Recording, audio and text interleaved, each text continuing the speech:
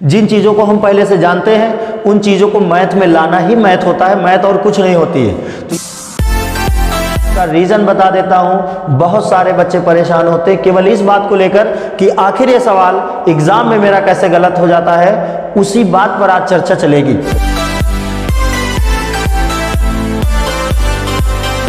दोस्तों नमस्कार, आज आपके बीच मैं एक चैप्टर लेकर आया हूं जिसका नाम है एलसीएम एचसीएफ। तो दोस्तों आज हम लोग एलसीएम एचसीएफ की एक वास्तविक डेरिवेशन के साथ बहुत अच्छे लेवल से इसको समझने की कोशिश करते हैं। बहुत अच्छी कंडीशन है दोस्तों, आपको समझना है एलसीएम और एचसीएफ। तो दोस्तों याद रखिएगा, क्वेश्चन चाहे जिससे पर कॉन्सेप्ट हमसे, ये आप चीज याद रखिएगा, कॉन्सेप्ट समझना है आज हम लोगों को, आखिर एलसीएम एचसीएफ का क्या कॉन्सेप्ट होता है। तो दोस्तों एलसीएम एचसीएफ में जैसे मैं आपको बता दूं कि एलसीएम क्या होता है, एचसीएफ क्या होता है, जो हम लोग एकेडमिक लेवल की डिफिनीशन को रटते रहते हैं बार बार, वहां छोटी छोटी संख्या वहां बड़ी से बड़ी संख्या, इस तरह की बातों का प्रयोग न करते हुए आज हम लोग इसको एक्चुअल कंडीशन में स्वयं एक व्यवहारिक रूप में प्रैक्टिकली क्या होती है चीजें उस पर समझते हैं, ताकि आपके अंदर इस चैप्टर को समझने की एक विशेष प्रकार की एबिलिटी क्रिएट हो चुके। तो ध्यान दीजिएगा दोस्तों,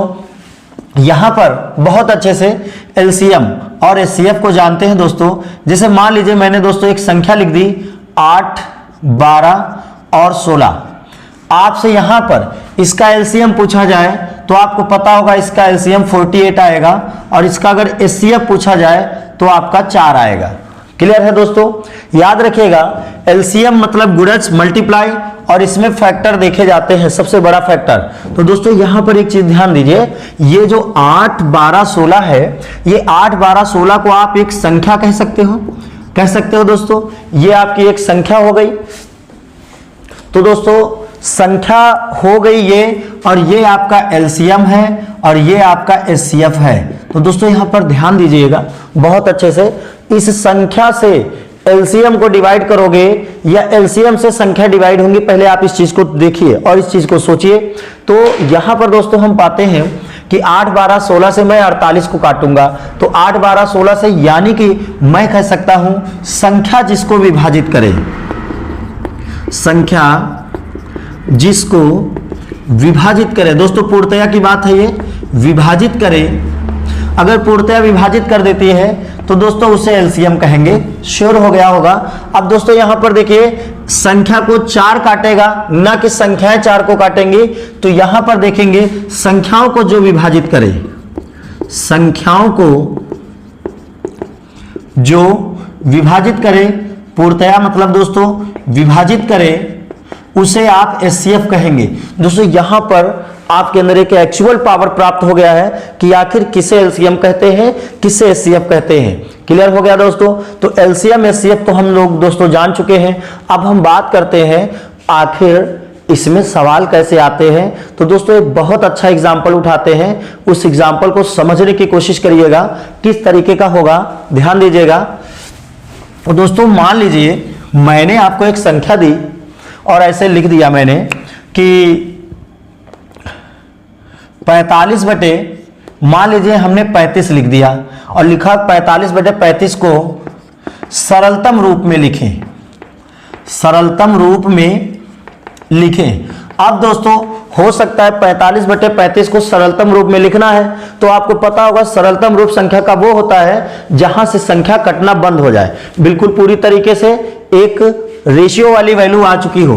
तो दोस्तों आप इसको 5 से काट देंगे, आप जानते हैं, आप इसका सरलतम रूप सीधा बता देंगे 9 बटे 7 पर 9 45, 5 7 35। अब दोस्तों बिल्कुल सही आंसर है आपका, नो डाउट। लेकिन अगर मैं आपसे कहूं कि आपने इसको किससे डिवाइड किया, तो दोस्तों आप कहेंगे 5 से डिवाइड किया, जबकि बात तो सही है लेकिन इसको आपको इनडायरेक्ट रूप से कहना चाहिए। तो दोस्तों आप जो 5 से डिवाइड किए हो, ये ना कहे कि आप कहते कि सर इसका जो एचसीएफ 5 है, एचसीएफ 5 है। यही कारण है कि मैंने इसको 5 से डिवाइड किया है, क्योंकि मैंने 5 से श्योर नहीं हूं, मैंने इसके एचसीएफ से डिवाइड किया हूं। तो दोस्तों याद रखिए, जो चीजें मैथ में हमको ऑलरेडी दिखती हैं, मैथ आपको बता दें, मैथ एक रियल कंडीशन में एक सत्य चीज है, जो बिल्कुल उसी चीज को क्वालिफाई करती है जो यूनिवर्सल ट्रूथ होता है एक प्रकार से। तो दोस्तों यहां पर एक चीज देखिएगा, जो आपने 5 से डिवाइड किया है, जिन चीजों को हम पहले से जानते हैं उन चीजों को मैथ में लाना ही मैथ होता है, मैथ और कुछ नहीं होती है। तो यहां पर हम जान गए कि एचसीएफ से डिवाइड किया है, किससे मतलब 5 से। तो दोस्तों ध्यान दीजिएगा, अगर आप ये नहीं जान पाते मैंने एचसीएफ से डिवाइड किया, बहुत सारे बच्चे होंगे जो कहेंगे कि सर मैंने 5 से डिवाइड किया। जब 5 से तुमने डिवाइड किया तो बेटा अब इसको डिवाइड करिए, 611/1363 को डिवाइड करिए। अब क्या करेंगे आप? अब आपके सामने प्रॉब्लम आ चुकी है, अब आप इसे सॉल्व नहीं कर पाओगे और आपके अंदर वो समझ है नहीं कि मैं इसका एचसीएफ लूं, क्योंकि आपको पता होना चाहिए, कुछ देर पहले आपने पढ़ा संख्याओं को जो विभाजित करे उसे एचसीएफ कहते हैं। तो जो संख्याओं को डिवाइड करेगा उसे एचसीएफ कहेंगे। अगर ये दिमाग में चीज होती तो श्योर है आप ये सोच पाते कि मुझे इसका एचसीएफ लेना चाहिए। क्लियर हुआ दोस्तों?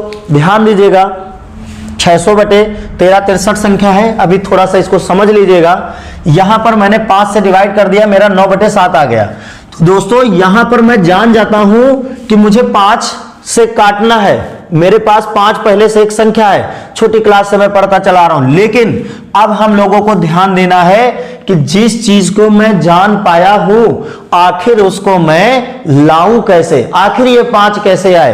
तो दोस्तों ध्यान देना, छोटी संख्या से सदैव बड़ी संख्या में भाग किया जाता है और भाग से आप एचसीएफ ज्ञात करना सीख लीजिए।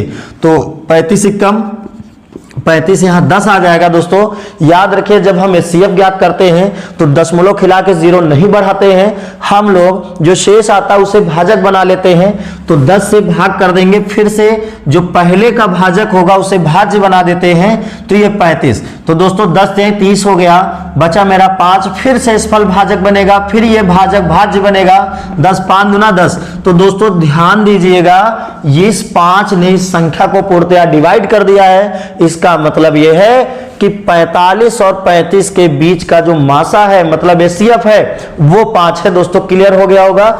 अब हम लोग जान पाए, जो हम लोग देखकर इसको जान रहे थे उसको आखिर लाएं कैसे, ये चीज हम जान चुके हैं। तो दोस्तों अब आपका सवाल जो था, ध्यान दीजिएगा, थोड़ा आराम से समझिएगा। यहां पर अब आपका 611/1363 सवाल मैंने आपको दे दिया है, जो आर.एस. अग्रवाल का पहला क्वेश्चन होगा, ध्यान देना। तो अब हम लोग यहां पर देखिए आखिर इसको हम कैसे डिवाइड करें, किस तरीके से ये सॉल्व होगा, बहुत अच्छे समझते हैं। तो दोस्तों कुछ नहीं, आप इसका क्या करें, मासा लेना शुरू कर दीजिए। कैसे मासा लेते थे ये आपको पता है, 611 से 1363 में आप भाग कराना शुरू करिए। ये देखिए दोस्तों, अब 2 बार ले जाएं, 2 1 कम 2, 2 1 कम 2, 2 6 12। क्लियर दोस्तों? यहां पर 1 आ गया, ये 4 आ गया, ये 1 आ गया। अब इसको फिर भाजक बना दे, 611 यहां पर लिख दीजिए। अब देखिए दोस्तों, ये 4 बार चला जाएगा, 4 1 कम 4, 4 चौक 16, 4 1 कम 4 1 5। दोस्तों 11 में 4 घटा 7, यहां 10 47 हो चुका। अब 47 से 141 लिख दीजिए, 3 बार दोस्तों चला जाएगा, 47 से 141 होता है।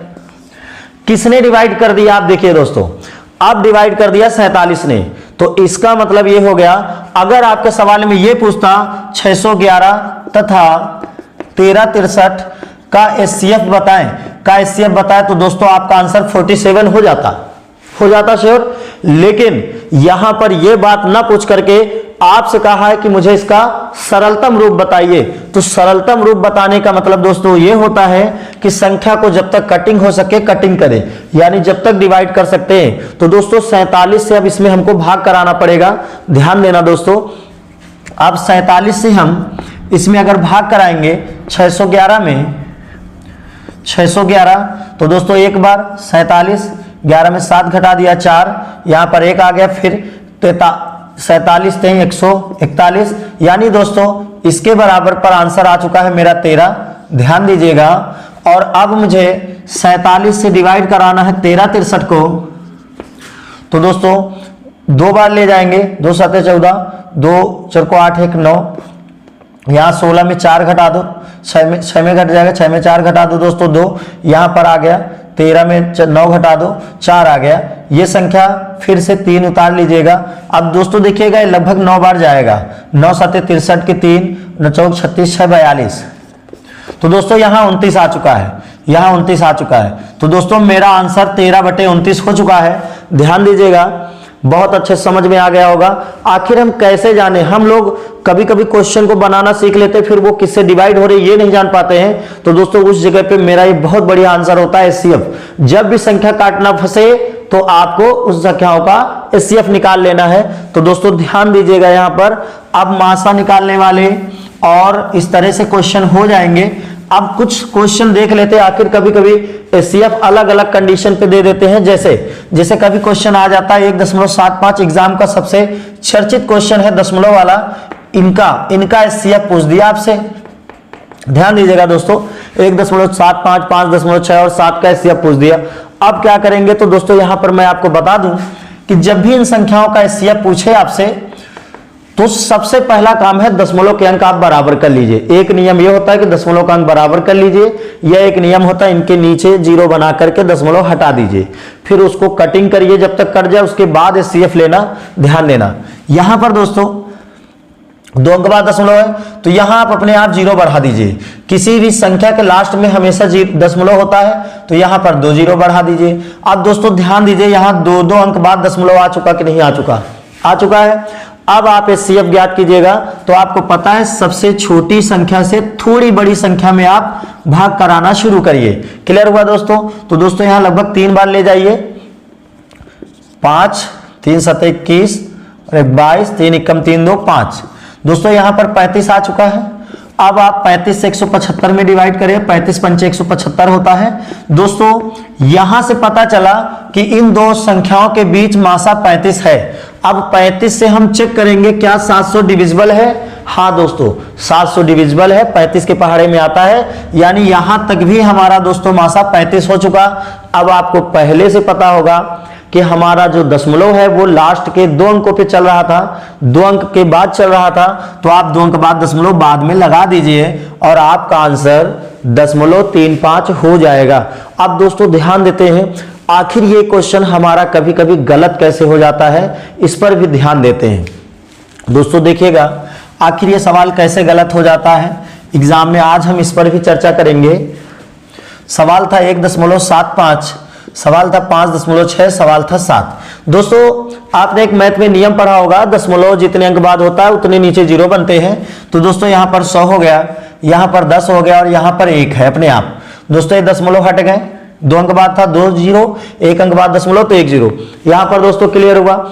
अब यहां पर एक विशेष बात समझो, ऐसी कंडीशन में कभी कभी कुछ बच्चे तुरंत लासा और मासा ले लेते हैं। तो ध्यान दीजिए दोस्तों, कहा यह जाता है जब संख्या P/Q में होती है, जो चीज कहे वो चीज ऊपर की, अन्यथा जो चीज ना कहे वो दूसरी चीज नीचे की लेते हैं। मतलब जैसे आपसे अगर कहा इसमें एचसीएफ बताओ, एचसीएफ बराबर क्वेश्चन मार्क कह दिया, तो आप ऊपर का एचसीएफ लेंगे और नीचे का आप एलसीएम लेंगे। अगर इसने एलसीएम पूछा तो ऊपर का एलसीएम लेंगे और नीचे का एचसीएफ लेंगे। यानी कि दोस्तों जो चीज कहेंगे वो चीज ऊपर की, जस्ट दूसरी चीज नीचे की सॉल्व करेंगे। अब यहां पर दोस्तों बात ये आती है, जब ये क्वेश्चन बन गया तो बच्चे क्या करते हैं, अब इसमें एचसीएफ पूछा था तो अब 175 और 56 और 7 का एचसीएफ ज्ञात कर लेते हैं। तो दोस्तों यहाँ एचसीएफ सबसे छोटी सी बड़ी में 7 से भाग कराएंगे, कट जाएगा, और 7 से ये भी कट जाएगा। तो दोस्तों लोग क्या कर देते हैं, मासा इसका 7 हो गया। यहां तक दोस्तों क्लियर हो गया। सही तो है लेकिन ध्यान दीजिएगा, अभी 7 मासा कर दिया। यहां पर देखा इसका एलसीएम, भाई बड़ी संख्या होती है तो बड़ी संख्या 100 है। अब लो 7/100 यानी कि 0.07 आपका आंसर हो गया। ऑप्शन में भी मिल गया, एग्जामिनर ने ऑप्शन भी दे दिया। अब क्या करें, आपका मतलब यह है कि ऑप्शन मिल गया, आप बढ़िया माउस उठाओ, टिक कर दीजिए, आपका नंबर नहीं मिलेगा आपको, क्योंकि यह आंसर दोस्तों पूर्णतया गलत है। यह आंसर सही नहीं है बिल्कुल भी, किसी कीमत पे। जबकि बच्चा इस सोच में परेशान है, मैंने तो सही किया, आखिर क्या करना चाहिए भाई? करना तो यही मैथ का नियम होता है, जितने के बाद दशमलव हो उतने जीरो लगा दो, सवाल सॉल्व हो जाता है। लेकिन दोस्तों यहां पर आंसर गलत क्यों है, आज मैं उसका रीजन बता देता हूं। बहुत सारे बच्चे परेशान होते हैं केवल इस बात को लेकर कि आखिर ये सवाल एग्जाम में मेरा कैसे गलत हो जाता है, उसी बात पर आज चर्चा चलेगी। तो देखिएगा दोस्तों, यहां पर बहुत अच्छे से रीजन क्या है बेटा, जब आप P अपान Q में संख्या लिखते हैं, जो चीज कहे वो चीज ऊपर की, जो चीज न कहे वो जस्ट नीचे की, यानी कि P अपान Q में आपको HCF भी ज्ञात करना है, LCM भी ज्ञात करना है, लेकिन बिल्कुल अच्छे से याद रखिए, जो चीज कहे वो ऊपर की। क्लियर है? आप देखो, आपने सॉल्व तो कर दिया लेकिन एक कमी कर दी, क्योंकि P अपान Q किसे कहते हैं? अब बताओ, P अपान Q बेटा उसे कहते हैं जो किसी भिन्न का सरलतम रूप होता है। कहने का मतलब है जब वो चीज कटना बंद हो जाए। यहां पर देखिएगा बच्चों, 175 और 100 डिविजिबल है, अभी ये सहअभाज्य गुणनखंड नहीं है, अभी ये कटेंगे। तो दोस्तों पहले इनकी कटिंग करते, तब आप HCF ज्ञात करते, आपका आंसर 0.35 ही आता, श्योर है। देखिएगा दोस्तों, 25 सत्ते 175 और 25 चौको 100, 7/4 आ गया। यहां पर दोस्तों देखिए 2 से काट देते हैं, 2 दूना 4, 2 अट्ठे 16, 2 पंची 10। यहां पर दोस्तों देखिए 7/1 ही रहेगा। अब दोस्तों देखिएगा, अब सही है, अब मासा आप ज्ञात करिए। देखिए 7 28 7, इसमें छोटी संख्या 7 है जो 28 को डिवाइड कर देगी, 7 मासा हो गया। पहले भी दोस्तों मासा 7 आ रहा था, अब भी 7 आया है। लेकिन यहां पर जो एलसीएम है इसका 20 आएगा, 4 5 1 का एलसीएम 20 हो जाएगा।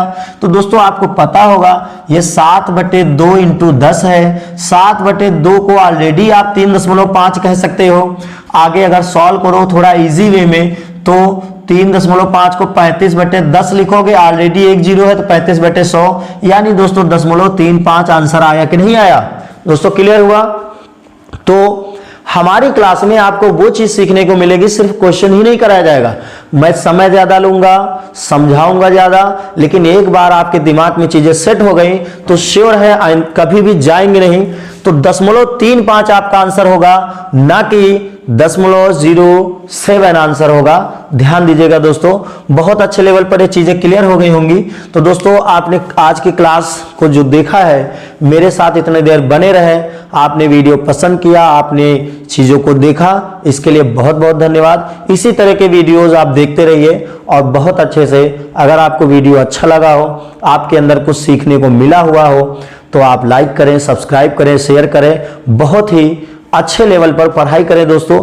यदि आपको किसी और भी चैप्टर का अगर वीडियोस देखना है, बहुत अच्छे से किसी का कॉन्सेप्ट पता करना है, तो आप हमारे कमेंट बॉक्स पे मैसेज करें, हमें बताएं, मैं आपके बीच वो क्लास जरूर से जरूर लाऊंगा। धन्यवाद।